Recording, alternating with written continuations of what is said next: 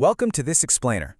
Today, we're diving straight into a fascinating mathematical mystery that is literally hiding in plain sight.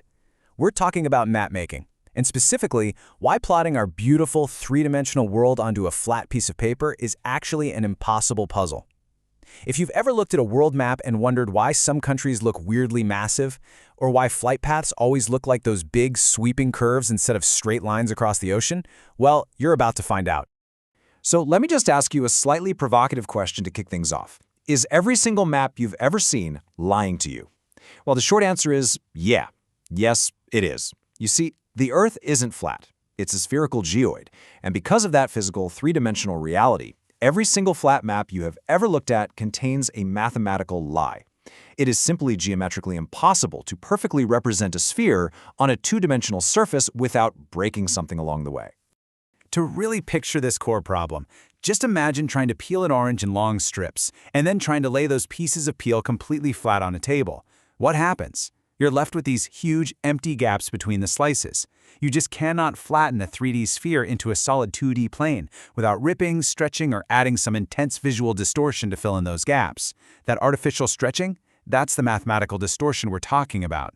A globe is honestly the only true accurate model of the Earth because it preserves distance, shape, direction, and size perfectly.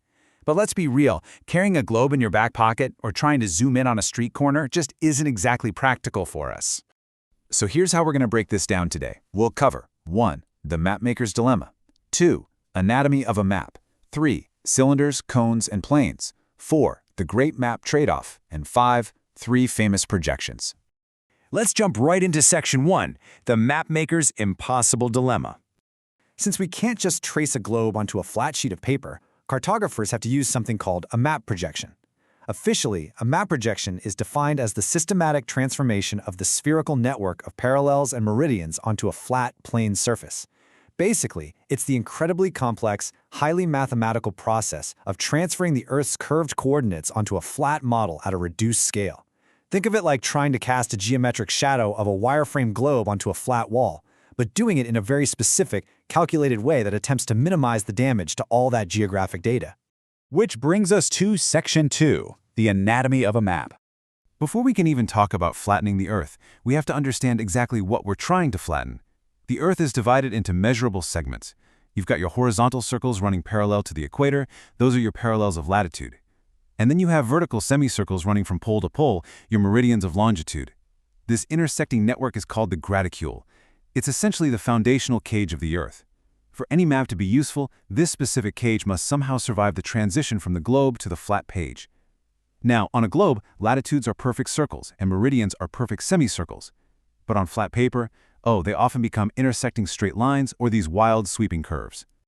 Let's look at how they do it in Section 3. Cylinders, cones, and planes.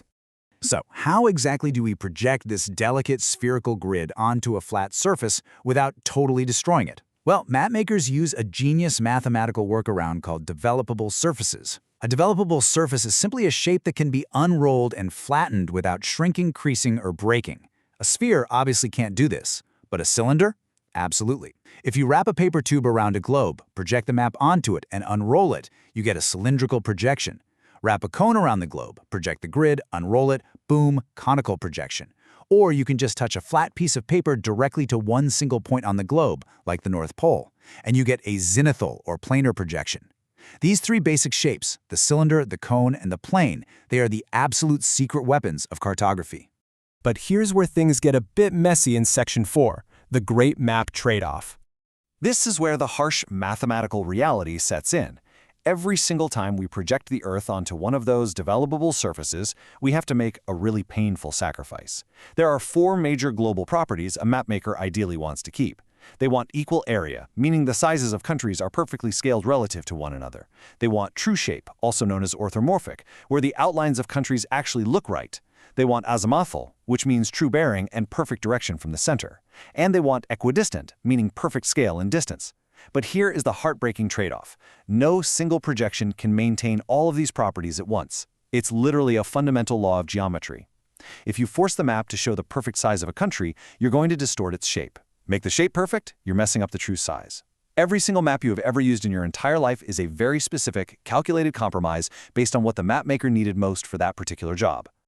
Let's see this in action in Section 5, 3 famous map projections. Let's look closely at 3 famous projections to see exactly why they were created and what they were forced to sacrifice. First up, we have the simple conical projection with one standard parallel. Imagine placing a giant cone on the globe, like a party hat. It actually only touches the globe's surface along one single line of latitude, which is known as the standard parallel. Now, what's super interesting about this is that the scale is perfectly true and mathematically accurate along that one specific line. But the moment you move further away from that line, either north or south, the distortion just gets worse and worse. Because the accuracy is strictly confined to that horizontal strip, this conical projection is highly specialized.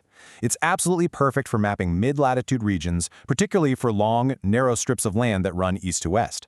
So if you're a planner mapping out the route of the Trans-Siberian Railway across Russia or the Canadian Pacific Railway, or even tracking the long international border between the US and Canada, this is definitely your map. But if you try to use this to map an entire hemisphere from pole to pole, yeah, it would be an incredibly distorted disaster. Now let's contrast that conical projection with the cylindrical equal area projection, also known as Lambert's projection.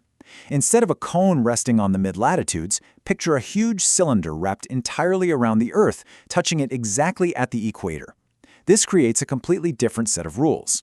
While the conical projection prioritized accuracy along a horizontal strip, the cylindrical equal area projection prioritizes one of those crucial global properties we mentioned earlier, equal area. It strictly preserves the true size of land masses in relation to one another.